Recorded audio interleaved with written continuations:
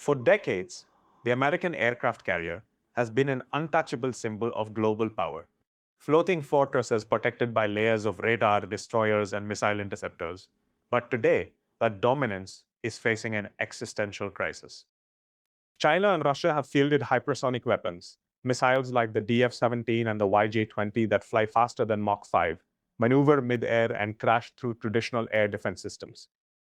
Standard anti-air missiles like the SM-6 or RAM are incredible pieces of engineering, but against a target-changing vector at 6,000 miles per hour, reaction windows shrink to seconds. Worse, standard interceptors cost millions of dollars each.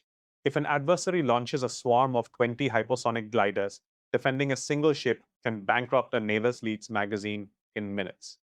To survive this new age of warfare, the United States Navy cannot just build better missiles. It has to break the rules of physics. To understand how the US Navy plans to destroy hypersonic weapons, you first have to understand why they are so hard to hit. Traditional ballistic missiles travel high into the atmosphere on a predictable arc, like a thrown football.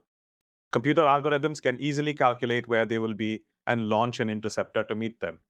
Hypersonic glide vehicles, or HGVs, are completely different. They boost up, re-enter the upper atmosphere, and then glide unpredictably at high speeds while changing course. By the time a ship's radar detects the threat over the horizon, the captor may have less than 90 seconds to react.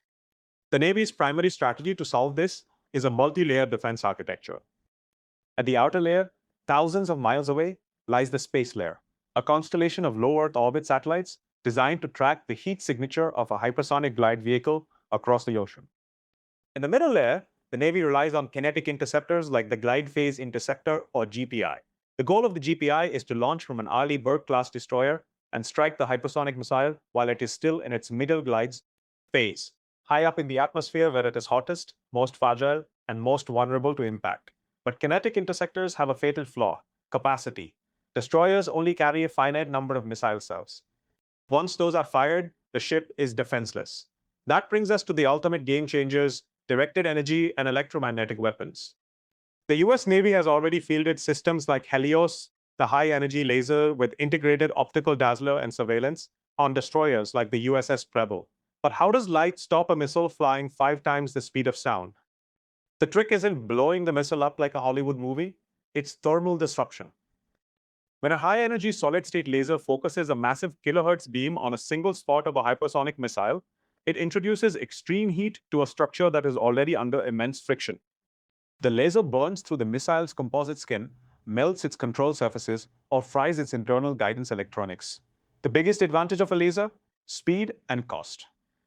A laser beam travels at the speed of light, roughly 186,000 miles per second. At that speed, there is no need to lead a target or calculate lead angles. Where the laser points, it hits instantly. Furthermore, while a standard interceptor missile costs $3 to $5 million, a laser shot costs only the price of the diesel fuel used to generate the electricity, literally a few dollars per shot. As long as the ship has power, it has an infinite magazine. However, lasers face physical limits. Atmospheric conditions like fog, dust, and humidity scatter the light beam, reducing its range and potency.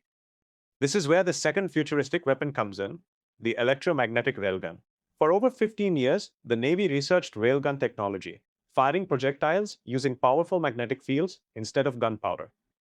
By running massive electrical currents along conductive rails, a railgun accelerates a dense tungsten dart to Mach 7 in milliseconds, far exceeding the speed of conventional naval artillery. While the Navy paused its primary railgun program due to barrel wear and immense power requirements, the core technology, specifically hypervelocity projects, is being repurposed for hypersonic defense. A railgun, or high-velocity projectile, kills a hypersonic missile through pure kinetic impact. At Mach 7, the projectile doesn't even need explosives inside it. The sheer force of impact transfers enough kinetic energy to vaporize the incoming target instantly. Because the ammunition is tiny and unguided, ships can store thousands of rounds, allowing them to fire continuous curtains of hypervelocity metal into the sky to shred incoming missile swarms. So what does the future of naval defense actually look like?